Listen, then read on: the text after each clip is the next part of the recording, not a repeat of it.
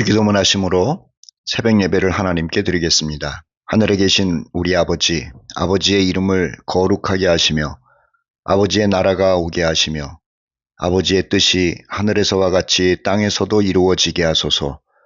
오늘 우리에게 일용할 양식을 주시고 우리가 우리에게 잘못한 사람을 용서하여 준 것 같이 우리 죄를 용서하여 주시고 우리를 시험에 빠지지 않게 하시고 악에서 구하소서. 나라와 권능과 영광이 영원히 아버지의 것입니다. 아멘. 다 함께 찬송가 87장을 부르겠습니다.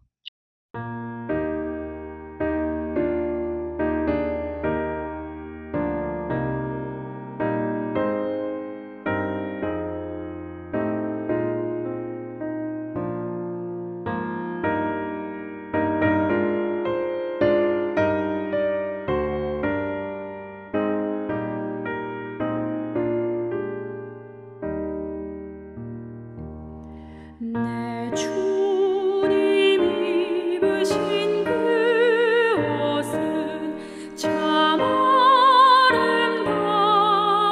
아름다워라. 그 향기 내 맘에 사무쳐 내 기쁨 되도다. 시온성 찬란한 저 천성 떠나서 이 세상 오신 예수님 참 내 곳의 주. 내 주는 스라인 고통을 다 견디셨도다. 주시신 십자가 대할 때 나 눈물 흘리네. 시온성보다 더 찬란한 저 천성 떠나서 이 세상 오신 예수님 참 내 곳의 주.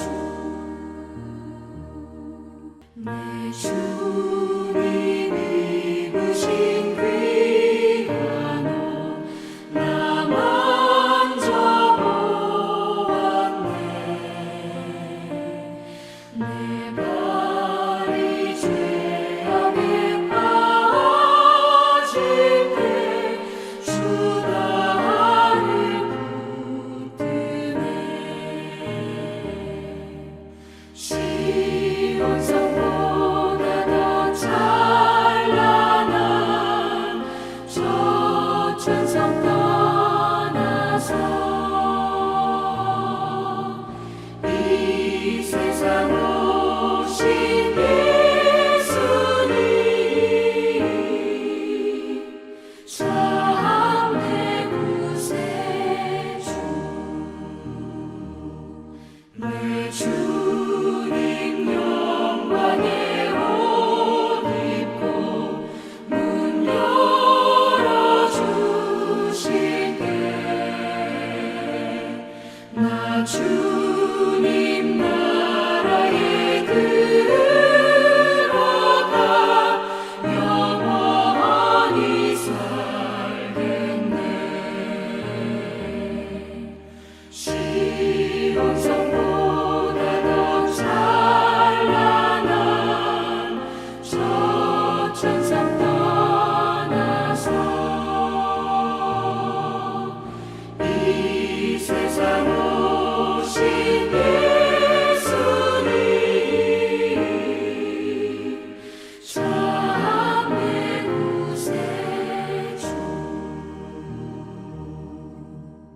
오늘은 창세기 47장 말씀을 읽고 묵상하는 날입니다. 창세기 47장은 애굽에 들어간 야곱이 그의 아들 총리 요셉을 만나고 애굽의 왕 바로를 만난 이야기가 기록되어 있습니다. 그리고 총리 요셉이 천하에 임한 기근 중에 어떻게 문제를 해결했는지도 기록하고 있습니다. 또 다른 이야기는 야곱의 죽음에 관한 이야기이지요. 먼저 야곱과 바로 왕의 만남입니다. 총리의 가족들이 애굽 고센 땅에 와서 살고 있다고 하니까는 애굽 왕 바로가 그들을 만나고 싶었던 겁니다. 요셉은 가족들 중에 5명의 형들과 아버지를 모시고 바로 왕궁으로 갔죠. 히브리 사람들인 요셉의 형들과 야곱이 그 어마무시한 애굽의 왕궁을 들어간 것은 기적이나 다름없는 일이었을 것입니다. 당시의 애굽 왕은 신이고 그가 거하는 왕궁은 신전이나 다름이 없는 곳이었거든요. 그런데 기가 막힌 것은 히브리 사람들이 아무런 제재 없이 그 왕궁을 들어갔다는 것이죠. 그리고 신으로 여김을 받는 바로 왕을 만났다는 것이며 또 그와 대화까지 했다는 것 아닙니까? 그리고 그 히브리 사람들이 말이에요. 바로 왕에 의하여 일감, 사명까지도 받았다는 겁니다. 2절에서 6절 말씀에 그렇게 기록되어 있습니다. 그의 형들 중 5명을 택하여 바로에게 보이니 바로가 요셉의 형들에게 묻되 너의 생업이 무엇이냐?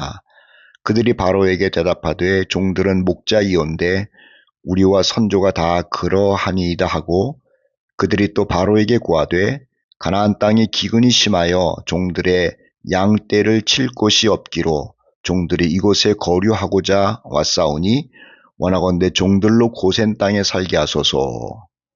바로가 요셉에게 대답하여 이르되 내 아버지와 형들이 내게 왔은즉 애굽 땅이 내 앞에 있으니 땅의 좋은 곳에 내 아버지와 내 형들이 거주하게 하되 그들이 고센 땅에 거주하고 그들 중에 능력 있는 자가 있거든 그들로 내 가축을 관리하게 하라. 이렇게 기록되어 있지요.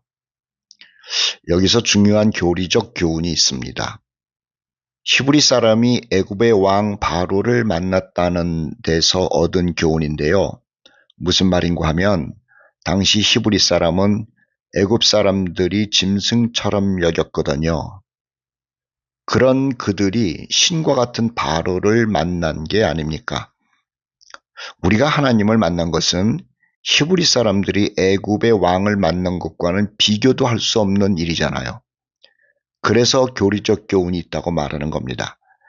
히브리 사람이 어떻게 바로 왕을 만났습니까? 어떤 자격이 있어서가 아니잖아요. 이유가 있다면 오직 요셉 때문이었던 겁니다. 짐승 취급을 받는 히브리 사람들이 요셉 때문에 바로 왕궁을 들어갈 수 있었고 바로를 만날 수 있었고 바로와 대화도 할 수 있었던 것이죠. 그리고 바로로부터 일감도 얻을 수 있었다는 것 아닙니까? 마찬가지로 우리가 하나님 나라의 백성이 된 것은 오직 예수님 때문이라는 말씀을 하는 겁니다. 죄인인 우리가 예수님 때문에 하나님 나라의 백성이 되어 살게 된 것이고 하나님을 아버지로 부르게 된 것이고 하나님께 기도할 수 있게 된 것이죠. 그리고 하나님으로부터 사명을 받아 일하게 된 것이다 라는 말이죠. 히브리 사람들이 요셉이 없으면 아무것도 아닌 것처럼 우리 역시 예수님 아니면 그야말로 아무런 존재도 아니고 오히려 하나님의 진노 아래 있는 존재일 뿐이라는 말입니다. 오늘 본문의 2번째 이야기는 야곱이 애굽의 왕 바로에게 축복을 했다는 이야기입니다. 아주 흥미로운 이야기 아닙니까? 7절 말씀을 읽을 테니까는 들어보세요. 요셉이 자기 아버지 야곱을 인도하여 바로 앞에 서게 하니 그 다음 말이 중요해요. 야곱이 바로에게 축복했다라는 거예요. 여러분 이 말씀을 그냥 읽으면 안 됩니다. 감히 히브리 늙은이가 애굽의 왕 바로에게 축복을 한다는 말 아닙니까?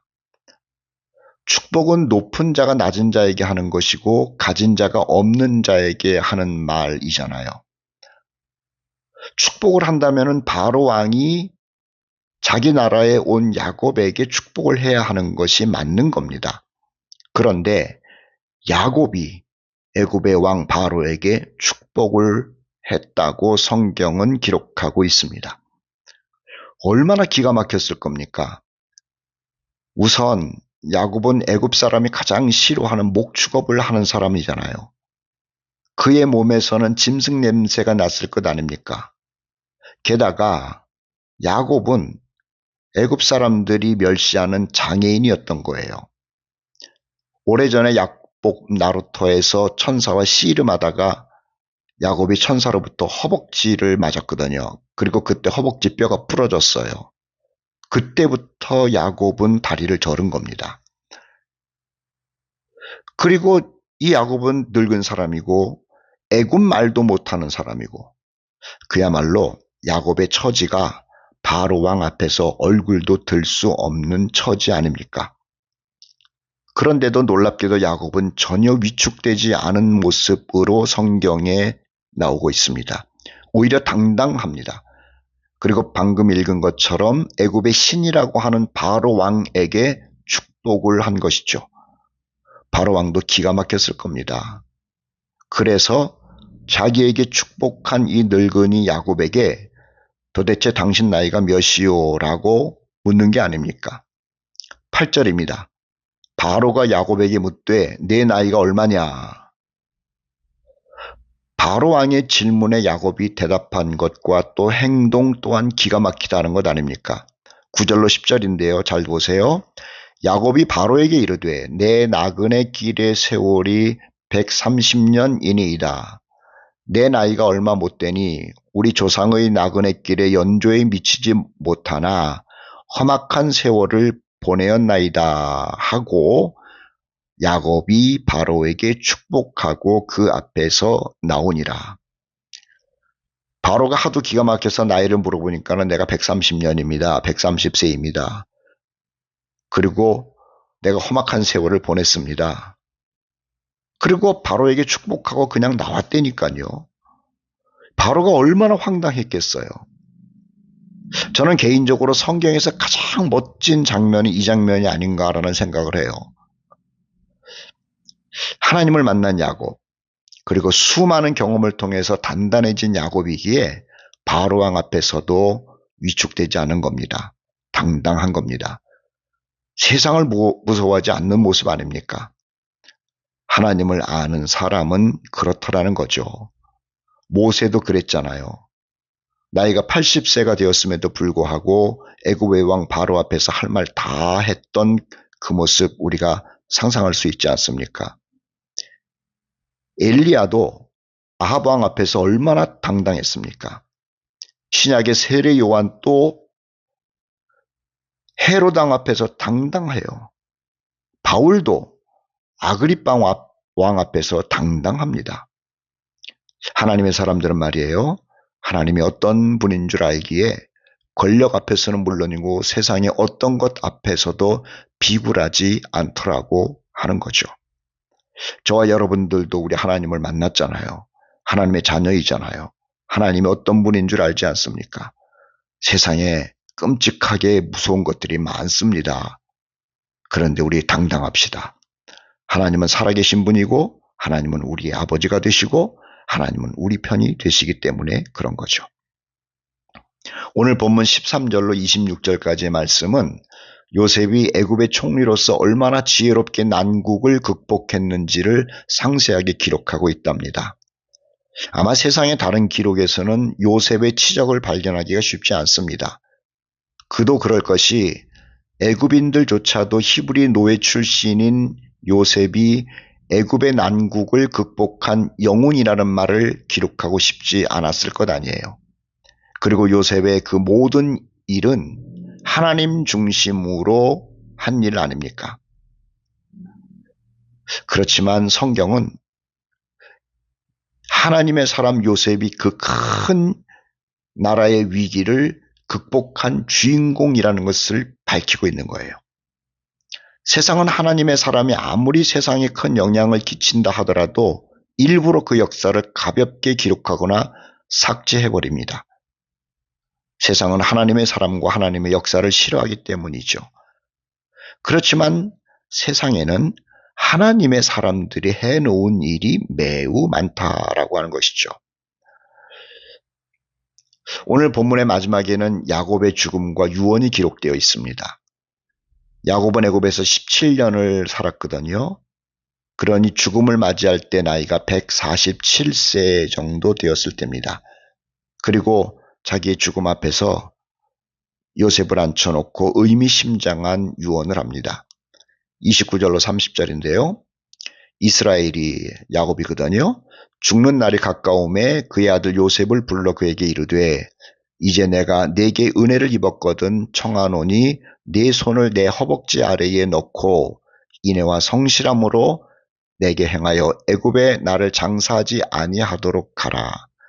내가 조상들과 함께 눕거든 너는 나를 애굽에서 메어다가 조상의 묘지에 장사하라. 이렇게 유언합니다. 자신이 죽는 것을 알았어요. 그리고 그 죽음을 두려워하지 않습니다. 받아들이죠. 우리 그리스도인들은 하나님이 부르실 때를 아는 사람이에요. 그것 때문에 두려워하지 마세요. 하나님 나라로 가는 거잖아요. 그런데 이 야곱이 하는 말이 뭐냐면은 애굽에다가 장사하지 말라는 부탁을 하는 겁니다. 유언을 하는 거예요. 그 뜻이 무엇인지 아시죠? 애굽에는 하나님이 안 계세요. 하나님이 계신 곳은 가나안 땅이라는 거예요. 애굽은 풍요할지 몰라요. 애굽에 묻히면은 묘지도 크고 또 비석도 클지 몰라요. 대접받을 수 있을지도 몰라요. 이름이 남겨질지도 몰라요. 그러나 야곱은요, 그런 것 다 필요 없는 겁니다. 하나님이 계시지 않은 곳엔 야곱에게는 의미가 없는 겁니다. 그래서 야곱이 요셉에게 간곡히 유언한 겁니다. 자신이 죽걸랑 자신의 해골을 가나안 땅에 매장해 달라고 말입니다. 사랑하는 형제자매 여러분, 우리도 영원히 있어야 할 곳이 하나님 계시라는 곳임을 알잖아요. 세상에서는 열심히 삽시다. 그러나 세상에 미련을 두지 말아야 돼요. 우리가 가야 할 곳은 하나님이 계신 곳이어야 하는 것이죠. 야곱이 자기 아들 요셉에게 하나님 계신 곳에 내 해골을 묻어달라고 유언한 것처럼 우리 또한 하나님 계신 곳에 갈 생각을 하면서 오늘도 믿음으로 힘차게 살아야 할 것입니다. 우리 다 함께 찬송가 246장을 부르겠습니다.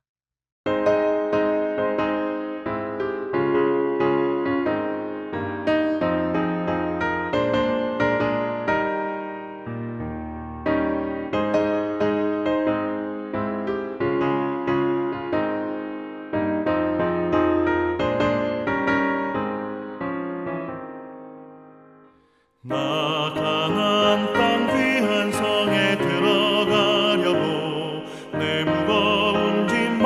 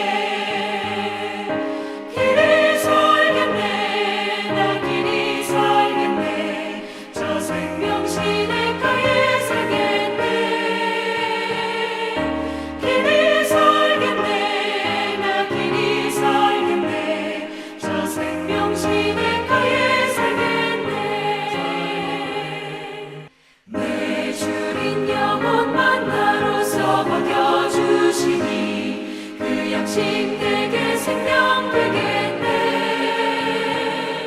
이후로 생명 양식 주와 함께 먹으며 저 생명 시냇가에 살겠네. 길이 살겠네. 나 길이 살겠네. 저 생명 시냇가에 살겠네. 길이 살겠네. 나 길이 살겠네. 저 생명 시냇가에 살겠네. 기도합니다. 사랑과 은혜가 풍성하신 하나님 아버지, 하나님의 은혜를 진심으로 감사합니다. 지난밤에도 하나님의 은혜 가운데 잘 쉬게 하여 주시고 오늘 또 새날을 맞이하여 살아갈 수 있도록 인도해 주심을 감사합니다. 아버지 하나님, 우리가 하루를 살 때에도 우리 아버지 손을 꼭 붙잡고 살게 하여 주시고 또 하나님께서 나에게 원하시는 것이 무엇인지를 들으면서 살아가는 지혜자들 되게 하여 주시옵소서. 세상에 발을 붙이고 살지만 세상 사람이 아니라는 것을 늘 인식하게 하여 주시고 세상에서 열심히 살지만 우리는 하나님의 영광을 위하여 산다는 것을 생각하며 사는 하나님의 백성 되게 하여 주시옵소서.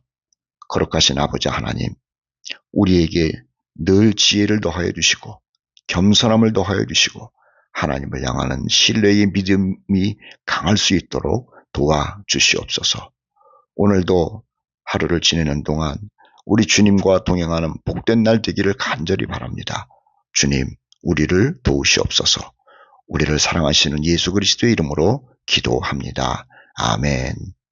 오늘도 주 안에서 복된 날, 또 은혜로운 날을 지내시는 우리 성도들 되시기를 예수님의 이름으로 축복합니다.